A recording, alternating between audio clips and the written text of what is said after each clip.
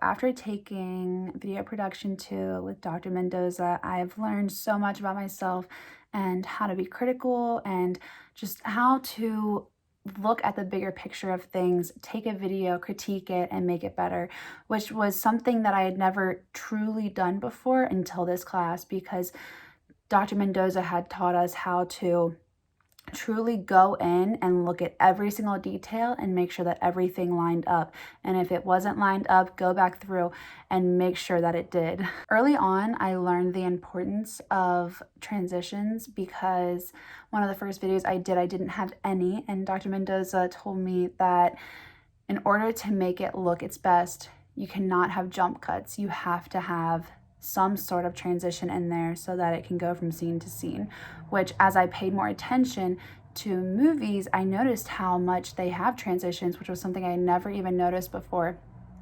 I watch a lot of YouTube, and I think that's where I got kind of caught up into the look of things because they tend to go from jump cut to jump cut to jump cut, and there's never any transitions in there.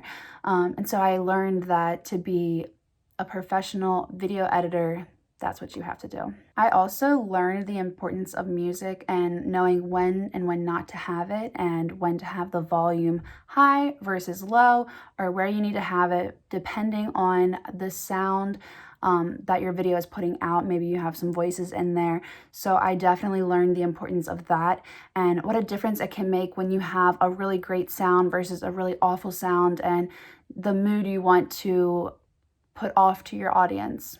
I have 2 videos that I really think I need to work on. My first one is my PSA because, like I said before, I learned the importance of transitions, and then throughout the year, through my videos, you can watch my growth. You can physically watch me grow as a video producer because I am able to finally learn when and where I need to have transitions, which ones I need to have, because in my PSA, after looking back on it recently, I realized how flashy my transitions are and how they don't really go with the video and what I'm trying to put off. My second one is my tutorial video, and that video fell apart from the very beginning. My chicken that I had already shown in the video was bad, and so I then had to cut and say we are not using the chicken anymore, even though it's a chicken Alfredo tutorial, and so I instantly had failure there. And then Dr. Mendoza told me that maybe I should change my music, which was something else I talked about earlier. My music was maybe a little too upbeat, and the sound, whenever somebody wasn't talking, I would take the sound up more so that you could hear it better, and when somebody was talking, I'd take it back down so that you could hear them.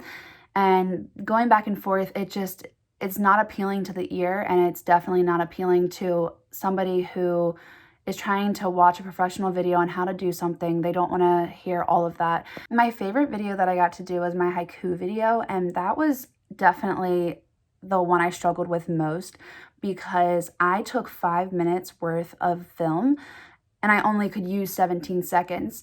And I knew I had a lot of good content, but I had to shorten it down to 17 seconds, which was not an easy task, but I'm always up for a challenge, and I definitely think it was challenging for me. Like I have said several times, my transitions were not good, and there was actually no transitions in my haiku video, so I learned from that. My other video that I am most proud of is Giving to Others Makes Me Complete. That's my 6-word video, and it honestly it's my favorite because giving to others does make me complete, and it's something I'm very passionate about.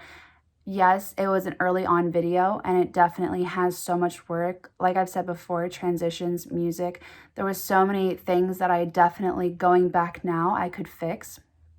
But being able to express something about yourself through a video is so empowering. Overall, I'm really proud of myself and how I did in this class. I was able to really dig deep into my work and look at everything with a critical eye and be able to take criticism and grow from it.